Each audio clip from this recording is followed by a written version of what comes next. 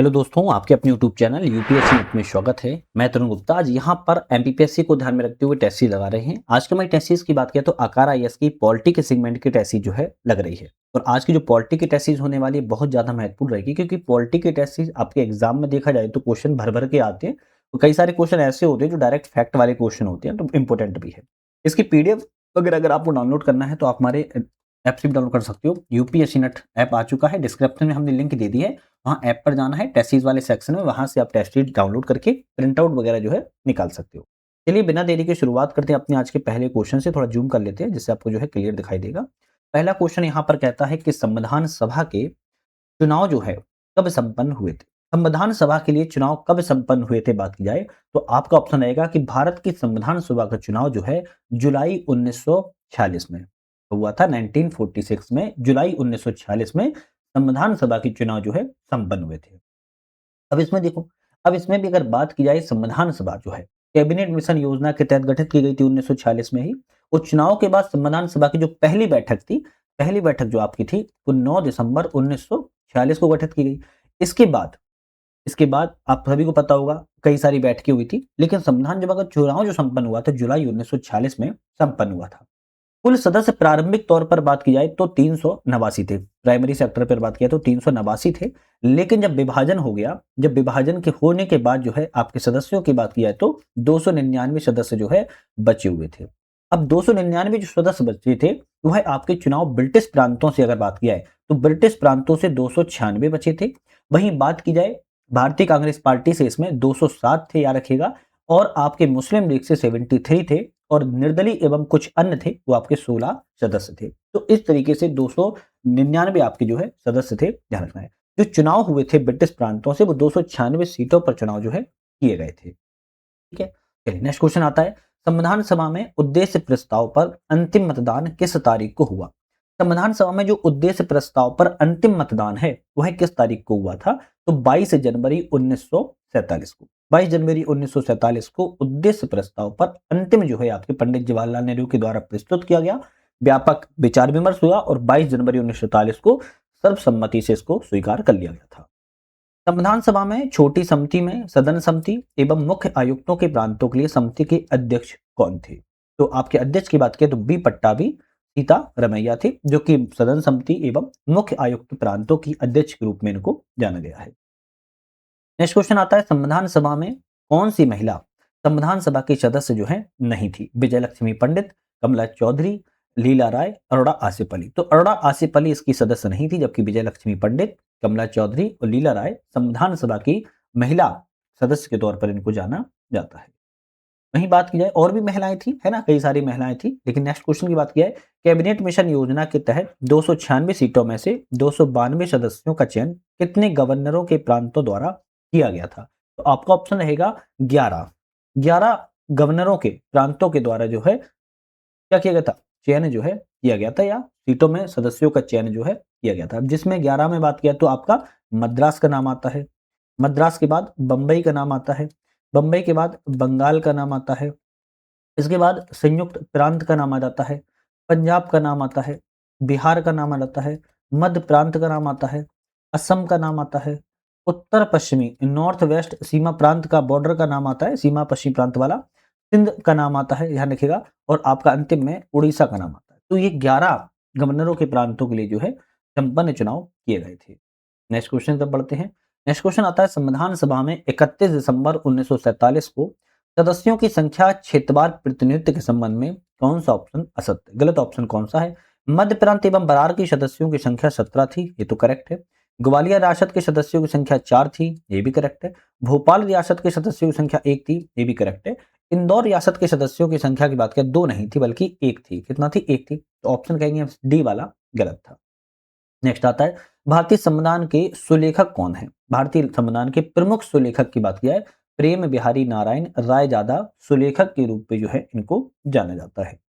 संघीय कार्यपालिका में कौन शामिल नहीं है। संघीय कार्यपालिका में शामिल कौन नहीं है बात की जा रही है तो राष्ट्रपति, उपराष्ट्रपति, प्रधानमंत्री शामिल होते हैं, जबकि सुप्रीम कोर्ट के न्यायाधीश इसमें शामिल नहीं होते हैं। नेक्स्ट क्वेश्चन की बात करेंगे, किस स्थिति में राष्ट्रपति के पद को रिक्त जो है माना जाएगा। तो ऐसी कौन सी स्थिति बन जाए जब राष्ट्रपति के पद को रिक्त माना जाएगा। विदेश यात्रा पर जाने पर नहीं माना जाता है, राष्ट्रपति का इस्तीफा उपराष्ट्रपति को सौंपना, हाँ बिल्कुल करेक्ट है, ये बिल्कुल सही रहेगा कि भाई जब इस्तीफा सौंप दिया उपराष्ट्रपति को तो पद रिक्त हो ही जाएगा। राष्ट्रपति का आदेश के द्वारा अपने कर्तव्यों का निलंबन, ये कोई पद रिक्ति की दशा नहीं है। राष्ट्रपति का प्रधानमंत्री के समर्थन वापस लेना भी कोई रिक्ति की दशा नहीं है। लेकिन अगर मान लो इस्तीफा दे दिया तब जो है पद रिक्त हो जाता है। राष्ट्रपति चुनाव में विवादों के निपटान का जो अधिकार है वह किसके पास होता है? तो अगर चुनाव चुनाव में विवादों का निपटान करना हो तो सुप्रीम कोर्ट, उच्चतम न्यायालय के पास जो है जाता है आर्टिकल 71 के तहत। आर्टिकल 71 के तहत आपके राष्ट्रपति प्रेसिडेंट या फिर उपराष्ट्रपति जो भी दोनों होते हैं, इन चुनाव संबंधी विवाद होता है, अंतिम अधिकार सुप्रीम कोर्ट के पास ही होता है। ध्यान रखिएगा, यहाँ पर चुनाव आयोग का कोई काम नहीं होता है। राष्ट्रपति की क्षमादान शक्ति में कौन सा कथन असत्य है? गलत ऑप्शन की बात की जा रही, कौन सा है? राष्ट्रपति मृत्युदंड माफ कर सकता है, बिल्कुल बात ठीक है। राष्ट्रपति सैन्य मामलों की सजा को बदल सकता है, ये भी करेक्ट है। राष्ट्रपति राज्य कानूनों के अंतर्गत मृत्युदंड के अतिरिक्त अपराधों में क्षमादान नहीं, ये सभी में दे सकता है, तो ऑप्शन कहेंगे सी वाला गलत है। राष्ट्रपति दंड को कम भी कर सकता है, बिल्कुल ठीक है, तो सी वाला ऑप्शन यहाँ पर जो है गलत है। और जो राष्ट्रपति को क्षमादान शक्ति है वो आर्टिकल 72 के तहत जो है रखी गई है। चलिए नेक्स्ट आता है, राष्ट्रपति की चुनाव की सुरक्षा राशि कितनी है? तो 15,000 रुपए राष्ट्रपति के चुनाव की सुरक्षा राशि के तौर पर जानी जाती है। नेक्स्ट क्वेश्चन की बात की जाए, राष्ट्रपति के अध्यादेश को संसद द्वारा अस्वीकार करने पर क्या प्रभाव होता है?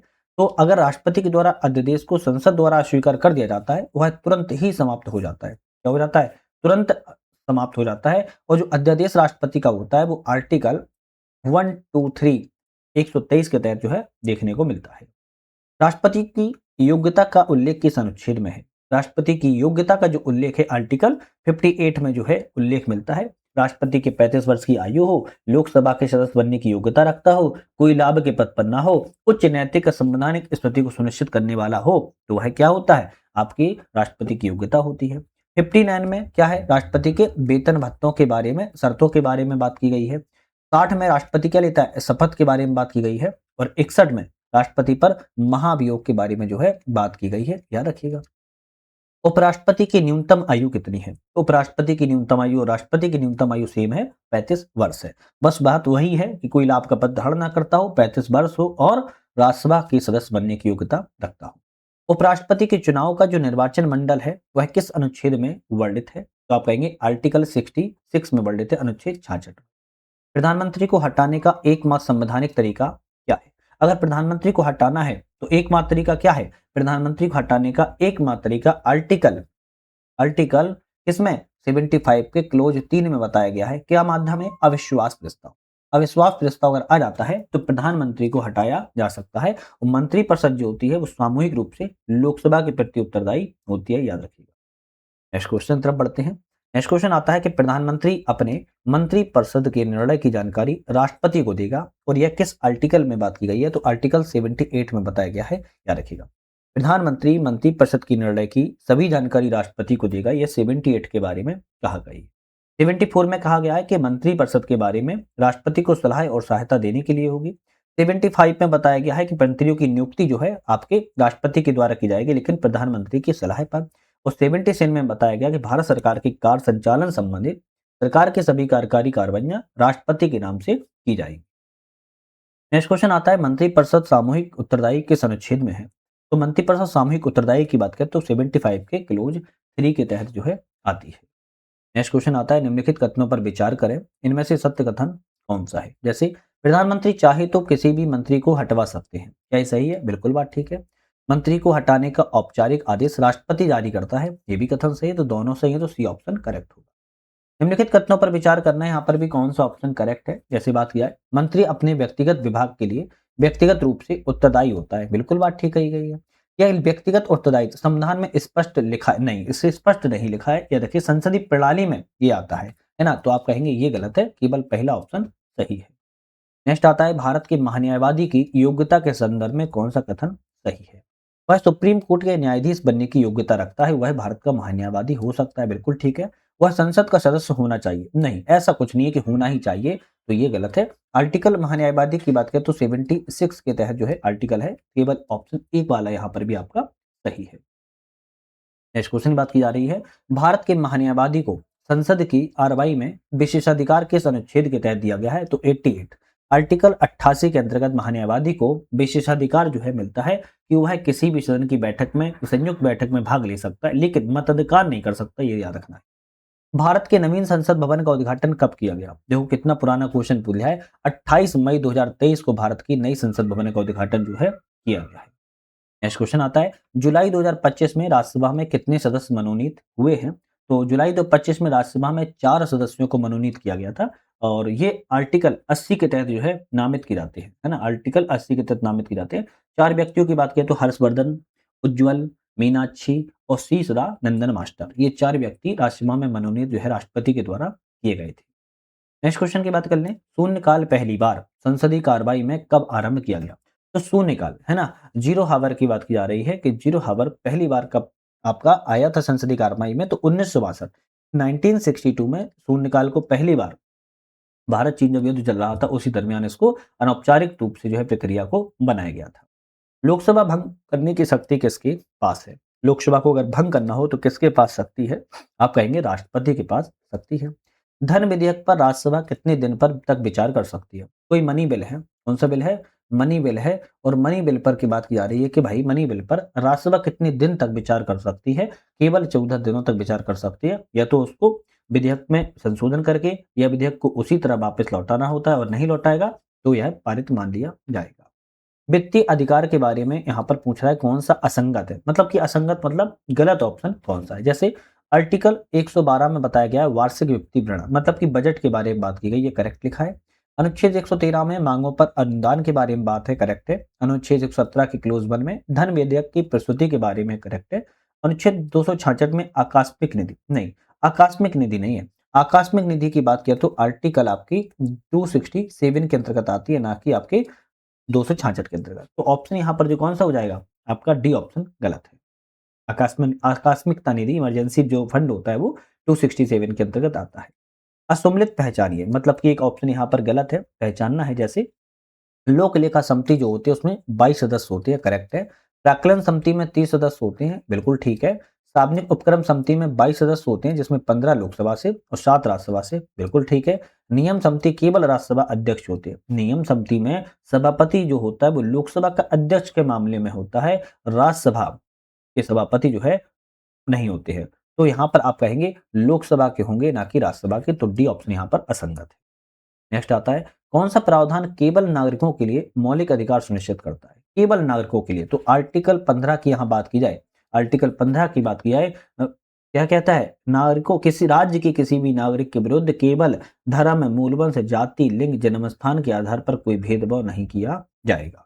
तो केवल 15 एक ऐसा आर्टिकल है जो आपके केवल भारत के नागरिकों के लिए प्रावधान करता है। हालांकि और भी मौलिक अधिकार ऐसे हैं जो केवल भारतीय नागरिकों को प्राप्त होते हैं। 15, 16, 19, 29 और 30, ये आपके 5 ऐसे फंडामेंटल राइट्स हैं जो केवल और केवल नागरिकों को ही प्राप्त होते हैं, विदेशियों को प्राप्त नहीं होते हैं।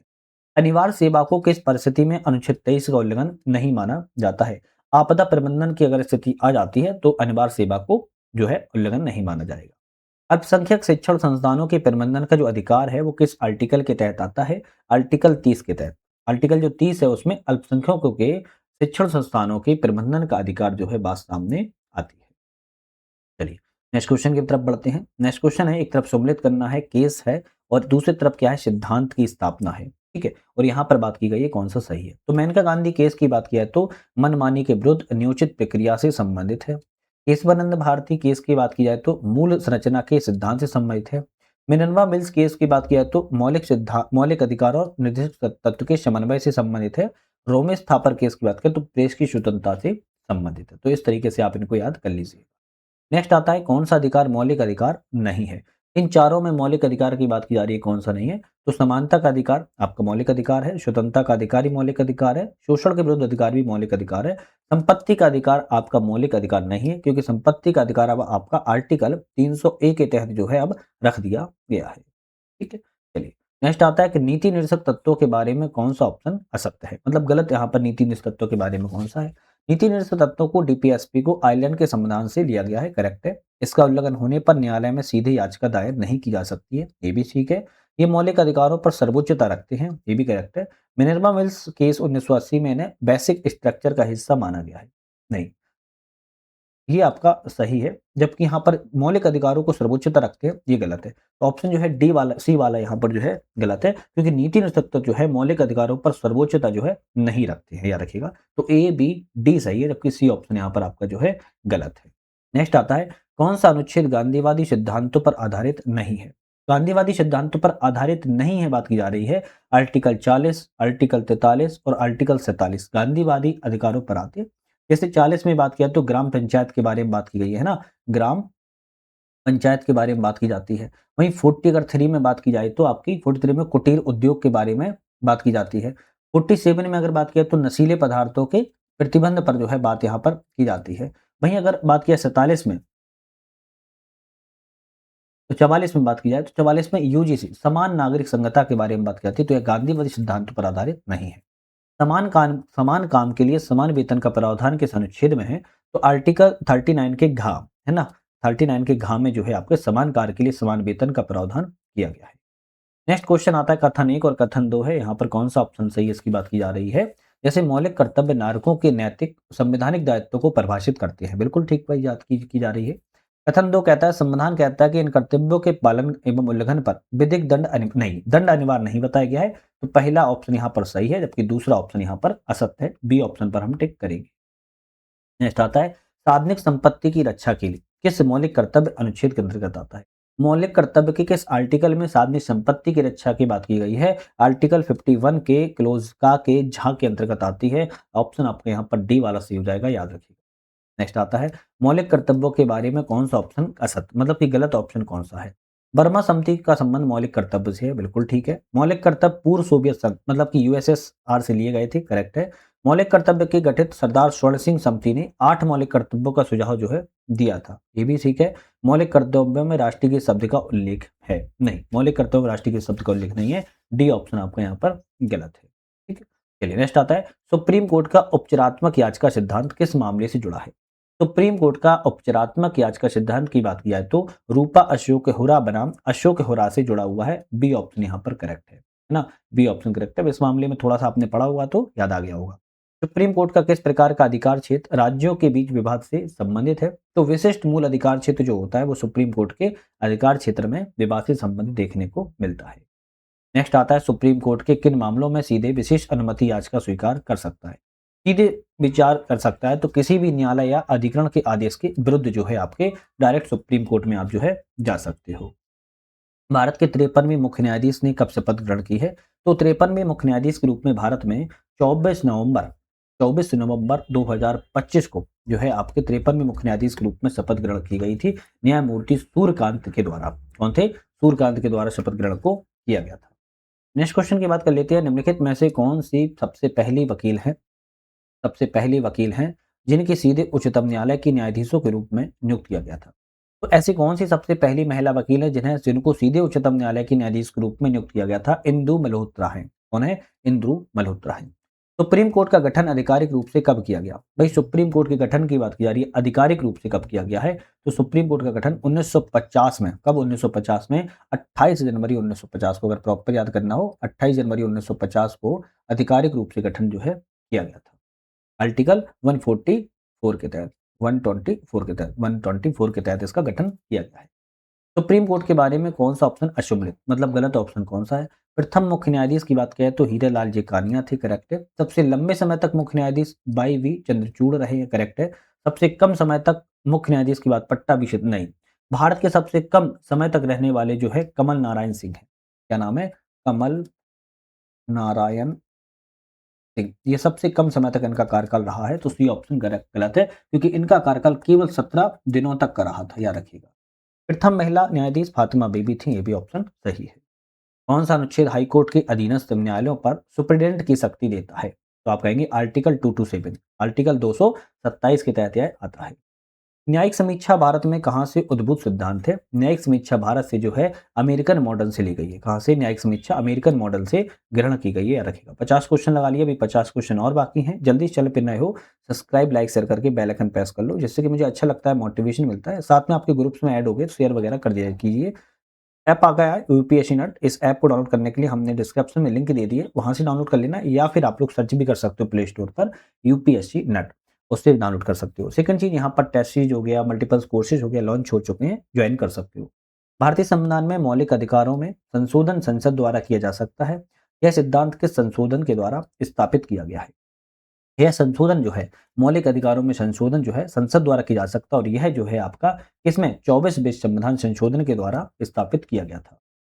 कौन सा संशोधन राज्यसभा और लोकसभा में एंग्लो इंडियन नामित सदस्यों को समाप्त कर दिया है? तो 104वां संविधान संशोधन 2019 में जो आपका आया था, 19 वाला, उसमें जो है एंग्लो इंडियन को नामित करने का प्रावधान को समाप्त कर दिया गया है कि अब नॉमिनेट जो है व्यवस्था नहीं है, पूरी तरह से समाप्त हो चुकी है। अनुच्छेद 368 के 2 की विशेष बहुमत प्लस राज्यों की सहमति कब आवश्यक होती है? तो आप कहेंगे संघ राज्य संबंधों के मामले में अगर प्रावधान बदलना हो तो आपका राज्यों की सहमति आवश्यक होगी, साथ में विशेष बहुमत की भी आवश्यकता पड़ती है। संविधान में संशोधन करने की शक्ति और प्रक्रिया किस भाग में निहित है? संविधान में संशोधन करने की शक्ति और प्रक्रिया की बात की जा रही है तो आर्टिकल की अगर बात किया तो आर्टिकल 368 के तहत आती है और अगर भाग की बात किया तो भाग एक्स एक्स, कौन सा भाग एक्स एक्स के अंतर्गत आता है, याद रखिएगा। चलिए नेक्स्ट क्वेश्चन की बात कर लेते हैं। नेक्स्ट आता है कि मुख्य निर्वाचन आयुक्त एवं अन्य निर्वाचन आयुक्तों में मतभेद होने पर अंतिम निर्णय कौन और किस प्रकार के पास होता है? मुख्य निर्वाचन आयुक्त और अन्य निर्वाचन आयुक्तों के अगर मतभेद हो जाता है तो इसका निर्णय जो है बहुमत से लिया जाता है, याद रखिएगा। इसमें बहुमत से लिया जाता है। आर्टिकल बात की जाए तो टू आर्टिकल की बात किया तो 324 क्लोज 2 के तहत यह व्यवस्था की गई है।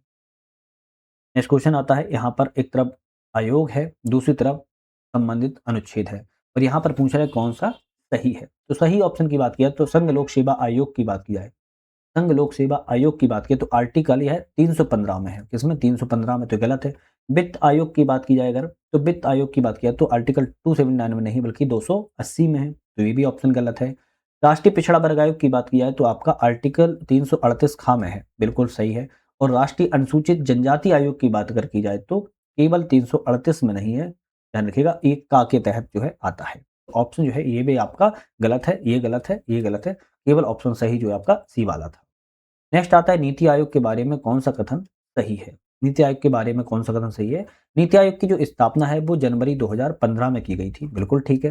नीति आयोग के कार्य क्षेत्र कृषि, स्वास्थ्य, मानव संसाधन विकास एवं नगरीकरण का प्रबंधन करना होता है, करेक्ट है। नीति आयोग में प्रधानमंत्री के द्वारा नामित केंद्रीय मंत्री परिषद के अधिकतम 3 सदस्य होते हैं। तो भाई ये तो गलत ऑप्शन हो गया, है ना, पदेन अध्यक्ष होते हैं। तो ऑप्शन जो है तीसरा वाला गलत है क्योंकि अधिकतम 4 सदस्य होते हैं, ना कि 3 सदस्य होते हैं। नीति आयोग के अध्यक्ष भारत का प्रधानमंत्री होता है, करेक्ट है। तो पहला, दूसरा और चौथा सही है। ऑप्शन जो है सी वाला होगा, तीसरा वाला गलत है। राष्ट्रीय मानवाधिकार आयोग के बारे में कौन सा ऑप्शन सही है? तो राष्ट्रीय मानवाधिकार आयोग के बारे में बात की जा रही है। बात किया एक संवैधानिक निकाय है। तो संवैधानिक निकाय है क्या? यह एक संवैधानिक निकाय नहीं है, ध्यान रखिएगा। तो ये गलत हो गया। आयोग के अध्यक्ष और सदस्यों का कार्यकाल 3 वर्ष का होता है या फिर जब तक उनकी उम्र 7 वर्ष की ना हो जाए तब तक रहता है, बिल्कुल करेक्ट है। आयोग के अध्यक्ष सदस्यों की नियुक्ति राष्ट्रपति के द्वारा प्रधानमंत्री के नेतृत्व वाली 5 सदस्यीय समिति की सिफारिश पर की जाती है, ये भी गलत है। तो पहला तीसरा गलत है, केवल ऑप्शन दूसरा वाला यहाँ पर आपका सही है, याद रखिएगा। नेक्स्ट क्वेश्चन की बात कर लेते हैं। नेक्स्ट क्वेश्चन हमारा आता है यहाँ पर, भारत के नियंत्रक महालेखा परीक्षक के बारे में कौन सा ऑप्शन सही है? नियंत्रक परीक्षक लेखक के बारे में बात की जा रही है। तो आर्टिकल 148 में क्या प्रावधान है? तो 148 में जो आपके कार्य एवं शक्तियां हैं तो ये तो आपकी नहीं है ना। 148 में क्या है? भारत की नियंत्रक महालेखा परीक्षक की स्थापना नियुक्ति से संबंधित है, तो हम कहेंगे स्थापना नियुक्ति से संबंधित है। 149 में बात किया है तो इनके कर्तव्य और शक्तियों के बारे में बात की गई है, तो आप कहेंगे, मतलब ये भी गलत है, ये भी गलत है। आर्टिकल 151 में बात किया तो अंकेक्षण प्रतिवेदन से संबंधित है, बिल्कुल ठीक है। आर्टिकल 150 की बात की जाए तो आपका वेतन भत्तों से संबंधित नहीं, ये भी नहीं। तो ऑप्शन जो है आपका सी वाला केवल सही है, बाकी ऑप्शन गलत थे। अधिकार संशोधन अधिनियम के तहत केंद्रीय सूचना आयोग एवं राज्य सूचना आयोग कब संशोधन किए गए थे? तो याद की जा रही है सूचना के अधिकार अधिनियम, है ना। तो सूचना के अधिकार अधिनियम के तहत केंद्रीय सूचना आयोग एवं राज्य सूचना आयोग में 2019 में जो है कुछ संशोधन किए गए थे, याद रखिएगा। नेक्स्ट आता है, भारतीय संविधान के किस अनुच्छेद के अंतर्गत मध्य प्रदेश के राज्यपाल की नियुक्ति राष्ट्रपति के द्वारा की जाती है? तो आर्टिकल 155 के अंतर्गत जो है मध्य प्रदेश के राज्यपाल की नियुक्ति प्रेसिडेंट जो है करता है। नेक्स्ट बात की जा रही है, मध्य प्रदेश के राज्यपाल को विधानसभा के द्वारा पारित विधेयक पर अगर पुनर्विचार के लिए वापस भेजने का अधिकार आता है तो किस अनुच्छेद के अंतर्गत? अनुच्छेद 200 के अंतर्गत आता है। इसमें 200 के, और 200 के 1 के अंतर्गत तो तब हो जाता है जब राज्यपाल किसी विधेयक को राष्ट्रपति के लिए क्या कर देता है, विचार के लिए रख देता है। मध्य प्रदेश में जन्म लेने वाले मध्य प्रदेश के एकमात्र राज्यपाल कौन थे? तो मध्य प्रदेश में जन्म लेने वाले मध्य प्रदेश के एकमात्र राज्यपाल की बात कही जाए, निरंजन नाथ वांचू हैं। निम्नलिखित में से कौन राज्यपाल जो राज्यपाल के साथ साथ मुख्यमंत्री भी रहे हैं?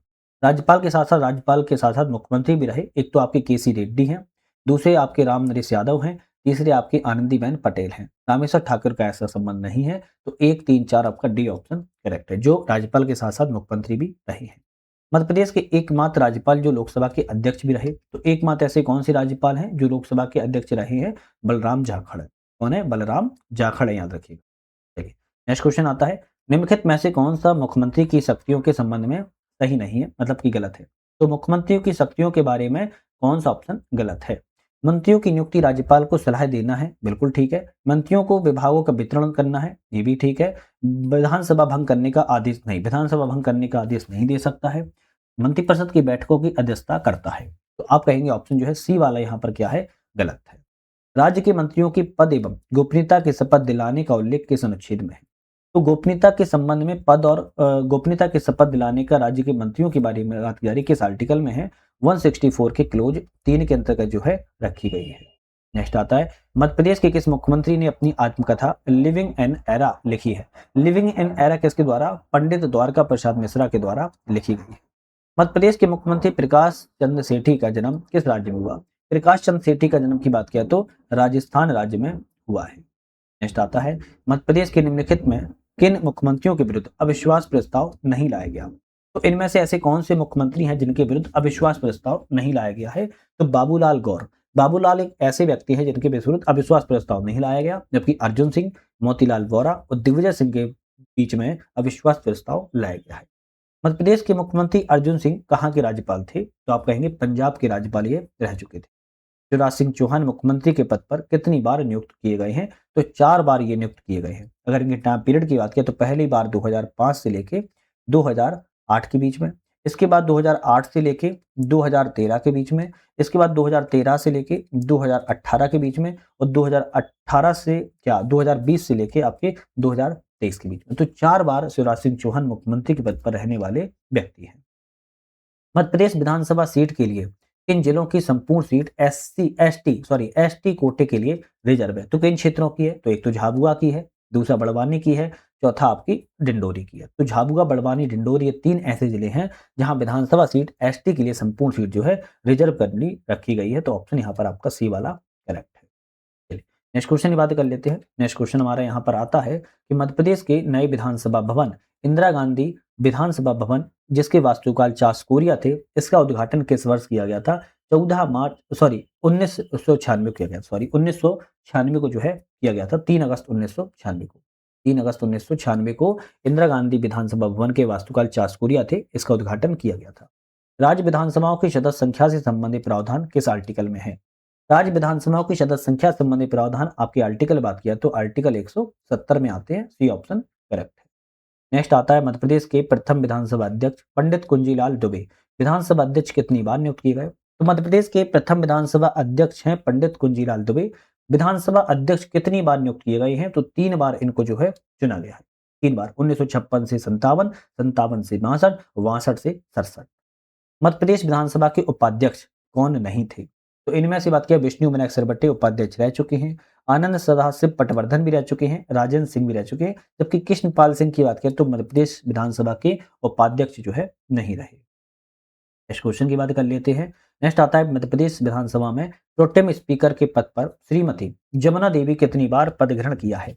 तो प्रोटेम स्पीकर के पद पर जमुना देवी ने 2 बार, कितना, 2 बार पद को ग्रहण किया हुआ है। एक तो 2003 में, फिर आपका 2009 में। तो 2003, 2009 दोनों याद कर लो।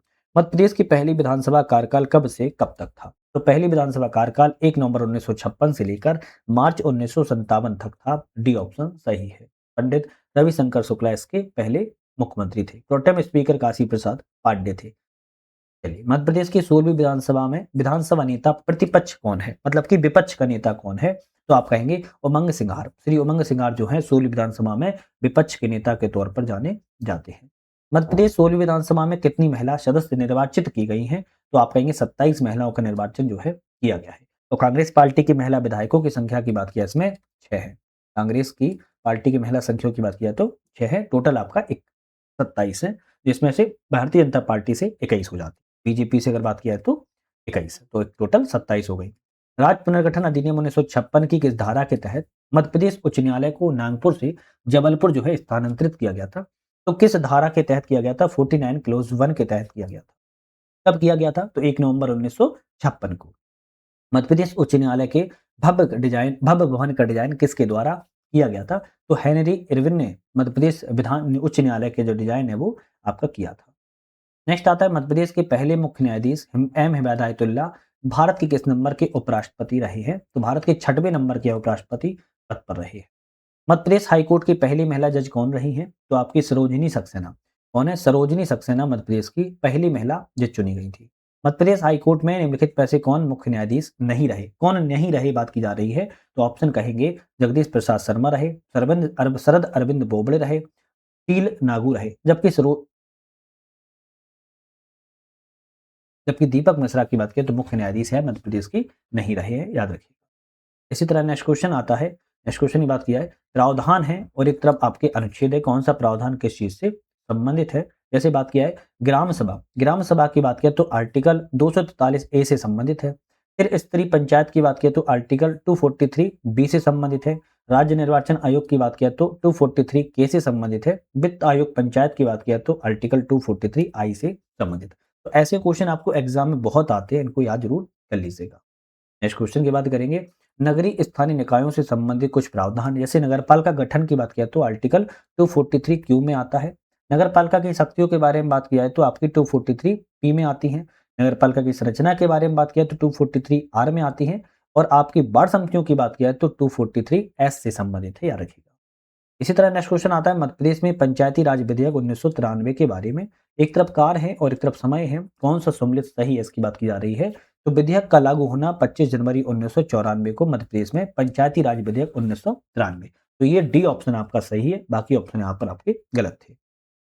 मध्य प्रदेश में पंचायती राज विकास के लिए काशी प्रसाद पांडे की अध्यक्षता में 15 सदस्यीय सुधार समिति का जो गठन है कब किया गया था? 15 सदस्यीय सुधार समिति गठन जो है 1957 में किया गया था। बी ऑप्शन आपका यहाँ पर करेक्ट है। इसी तरह नेक्स्ट क्वेश्चन आता है, मध्य प्रदेश में पंचायती राज संशोधन अधिनियम कब लाया गया जिसके द्वारा मध्य प्रदेश के स्थानीय निकायों में महिलाओं को 50% आरक्षण देने का प्रावधान जो है किया गया है? तो 2007 में मध्य प्रदेश में पंचायती राज संशोधन लाया गया है, जिसमें मध्य प्रदेश में ग्राम में और आपके स्थानीय निकायों दोनों ही जगह आपकी जो है पंचायत में और आपके स्थानीय निकायों में 50% जो है आरक्षण महिलाओं के लिए रखा गया है। मध्य प्रदेश में पहला नगर निगम कहाँ स्थापित किया गया था? तो जबलपुर में सबसे पहले 1864 में स्थापित जो है किया गया था। नेक्स्ट क्वेश्चन की बात कर लेते हैं, मध्य प्रदेश में नगरीय निकायों के बारे में कौन सा ऑप्शन सही है? एक तरफ नगरीय निकाय है, दूसरी तरफ अधिकतम वार्ड है। जैसे बात की जाए अगर यहाँ पर नगर पंचायत का नाम आए तो 15 से 40 होते हैं, 30 नहीं होते हैं। तो 15 से आप कहेंगे 40 प्रावधान है। नगर पालिका की बात अगर की जाए तो नगर पालिका में 15 से 40 होते हैं, यहाँ पर भी ध्यान रखिएगा। नगर निगम में बात की जाए तो नगर निगम में 40 से 70 होते हैं, तो ये भी ठीक है। ऑप्शन जो है दूसरा और तीसरा सही है और पहला वाला गलत था जो कि मैंने बता दिया है। नेक्स्ट आता है, मध्य प्रदेश में वर्तमान में कुल कितने नगर निगम हैं? तो वर्तमान में मध्य प्रदेश में नगर निगमों की संख्या 17 है। अब 17 की बात किया तो बुरहानपुर, रतलाम, खंडवा, उज्जैन, जबलपुर, देवास, कटनी, इंदौर, भोपाल, सागर, सतना, ग्वालियर, रीवा, सिंगरौली, मुरैना, छिंदवाड़ा और आपका सबसे अंतिम वाला भिंड है। मध्य प्रदेश लोक सेवा गारंटी अधिनियम किस वर्ष लागू किया गया? 2010 में। कब किया गया था? 2010 में। मध्य प्रदेश के सीएम हेल्पलाइन 181 की शुरुआत किस वर्ष की गई थी? तो 31 जुलाई 2014 को। 31 जुलाई 2014 को सीएम हेल्पलाइन की शुरुआत जो है की गई है। आत्मनिर्भर मध्य प्रदेश 2023 के सुशासन स्तंभ के बारे में कौन सा मिशन शामिल किया गया है? तो मिशन जनगण। कौन सा? मिशन जनगण को शामिल यहाँ पर किया गया था। 2023 के अंतर्गत 4 स्तंभ में आते हैं: सुशासन, अर्थव्यवस्था एवं रोजगार, शिक्षा एवं स्वास्थ्य तथा भौतिक संरचना। मध्य प्रदेश में एमपी ऑनलाइन की सुविधा कब से प्रारंभ की गई है? तो आप सभी ने सुना होगा एमपी ऑनलाइन मध्य प्रदेश में सुविधा जो है कब से प्रारंभ की गई? तो आपकी एमपी ऑनलाइन सुविधा जुलाई 2006 से शुरुआत जो है की गई थी।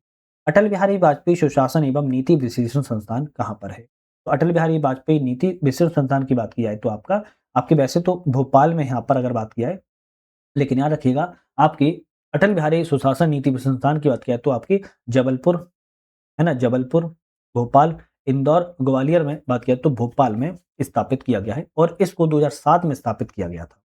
मध्य प्रदेश में साइबर तहसील संपूर्ण जिलों में कब लागू किया गया? साइबर तहसील संपूर्ण जिलों में बात किया है फरवरी 2024 में। फरवरी 2024 में साइबर तहसील को लागू जो है किया गया है। तो यहाँ पर आज हमने अपने 100 क्वेश्चनों को आकर के लगाए हैं जो कि पॉलिटी के थे, इंपोर्टेंट थे।